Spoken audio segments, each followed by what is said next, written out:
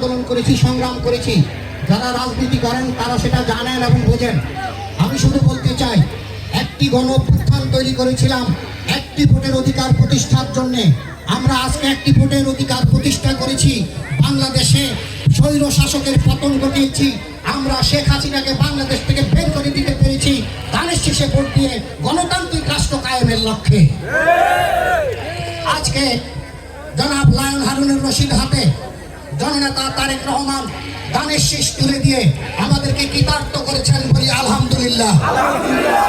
আপনাদেরকে আজকে একটা কথা বলি, আমাদের ধানের শীষের বাহিরে যারা আজকে ধানের শীষের ক্ষতি করবার চেষ্টা করছে, আজকে তাদেরকে চিহ্নিত করবার সময় আমাদের এসেছে। আজকে আরেকটা কথা আপনাদের জানতে হবে, আপনারা আওয়াজ দিয়ে বলতে হবে, আপনারা কি সরকারি দলে থাকতে চান না বিরোধী দলে থাকতে চান? যদি সরকারি দলে থাকতে চান তাহলে ধানের শীষের কোনো বিকল্প নেই। আপনারা আবার কি নির্যাতনের শিকার হতে চান? আবার কি বাড়ি ছাড়া হতে চান? আবার কি কষ্টের শিকার হতে চান? যদি না চান, যদি এলাকার উন্নয়ন চান, তাহলে আপনাদেরকে ধানের শীষে ভোট দিতেই হবে, তার কোনো বিকল্প নেই। আপনারা ইতিমধ্যে জেনেছেন সারা বাংলাদেশে ধানের শীষের জোয়ার এসেছে। গণঅভ্যুত্থান পরবর্তী সময় মানুষ স্বপ্ন দেখেছে বিএনপি রাষ্ট্র ক্ষমতায় যাবে, গণতন্ত্র কায়েম হবে, তারেক রহমান প্রধানমন্ত্রী হবেন ইনশাআল্লাহ। সেই লক্ষ্যে আজকে ফরিদগঞ্জে যারা বিকল্প চিন্তা করেন, আমি তাদের উদ্দেশ্যে বলতে চাই, যারা চিংড়ি মাছ নিয়ে বিভিন্ন জায়গায় প্রচারণা করেন, আপনাদের ব্যানারে আমার নেতা, আপনাদের উদ্দেশ্যে বলতে চাই, আপনারা যেই ব্যানারে নির্বাচনী প্রচারণা করেন, আপনাদের সেই ব্যানারে আমার শহীদ রাষ্ট্রপতি জিয়াউর রহমানের ছবি নাই কেন? আপনাদের সেই ব্যানারে দেশনেত্রী বেগম খালেদা জিয়ার ছবি নাই কেন? আপনাদের সেই ব্যানারে জননেতা তারেক রহমানের ছবি নাই কেন? যদি এই ছবি দেওয়ার অধিকার আপনাদের না থাকে, নিশ্চয় আপনারা কেউ বিএনপি করেন না। যারা বিএনপি করেন না তাদেরকে বলি, একজন ডিভোর্সি নারী কখনোই স্বামীর অধিকার চাইতে পারে না।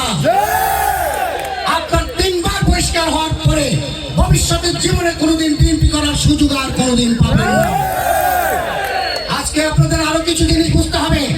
আমরা ধানের শীষের পক্ষে লড়াই করছি, সারা বাংলাদেশে আমরা সংগ্রাম করছি। আমরা একটা পর্যায়ে এসে পৌঁছেছি, যখন আমরা ভালো পর্যায়ে পৌঁছেছি তখন আমাদের ঘরে ইঁদুর ঢুকেছে। আজকে সেই ইঁদুর আরেকটি বিষয় আপনাদের বলি, সময় বোধহয় কম পাবো, আমি খুব সংক্ষেপে বলবার চেষ্টা করছি। এই ধানের শীষে লায়ন হারুন সাহেব যদি পরাজিত হন, মনে রাখবেন এখানে যে শ্রমে গ্রামে যেই থেকে ত্যাগী নেতারা উপস্থিত আছেন, লায়ন হারুন সাহেব পরাজিত হওয়ার পরও আপনারা কিন্তু বিএনপি থাকবেন। সিংড়ি যদি এমপি হয়, হান্নান সাহেব যদি এমপি হয়, তাহলে তার লোকজন হয়ে যাবে সিংড়ি।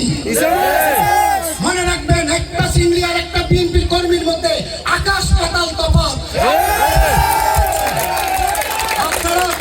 আপনারা গর্ব করে বলতে পারবেন আমি হেরেছি না জিতেছি, সেটা দেখবার দরকার নেই। আমি গর্ব করে বলবো আমি বিএনপি, আমি তারেক রহমানের কর্মী। আমি বক্তব্য বেশি বলতে চাই না। আপনাদের নিশ্চয় মনে আছে, আমি একটি অডিও পেয়েছিলাম, একটি ভিডিও পেয়েছিলাম, সেখানে দেখছি শপথ করানো হচ্ছে যে যারা ধানের শীষের বাহিরে যাবে, যারা দলের বিরুদ্ধে যাবে, যারা বিএনপির বিরুদ্ধে যাবে, তাদের নাকি বেহেশত হারাম। আমি হান্নান সাহেব আপনাকে বলতে চাই, আপনার তো নিশ্চয় বেহেশত হারাম হয়ে গেছে। ইসলামের কথা বলবেন, আবার ইসলামকে বিরোধিতা করবেন। আমার সহজ সরল মা বোনদেরকে আজকে আপনারা বিভ্রান্ত করবেন। অন্তত আর যাই হোক, ফরিদগঞ্জে এই সুযোগ আপনাদেরকে দেওয়া হবে না। আপনারা মনোনয়নের আগে জননেতা তারেক রহমানের সাথে আপনারা বৈঠক করেছেন। আমার নেতা জননেতা তারেক রহমান আপনাদেরকে বলেছিলেন যে আপনারা সকলেই যোগ্য, কিন্তু মার্কা তো একজনকে দিতে পারবো, একের অধিক কাউকে তো দিতে পারবো না। যাকে মনোনয়ন দিব সবাই তার পক্ষে কাজ করবেন কিনা, সেদিন হান্নান সাহেব সহ সকলে হাত তুলে বলছেন ধানের শীষ যেখানে আমরা সেখানে। আজকে সেই কথা আপনারা নাই কেন জানতে চান?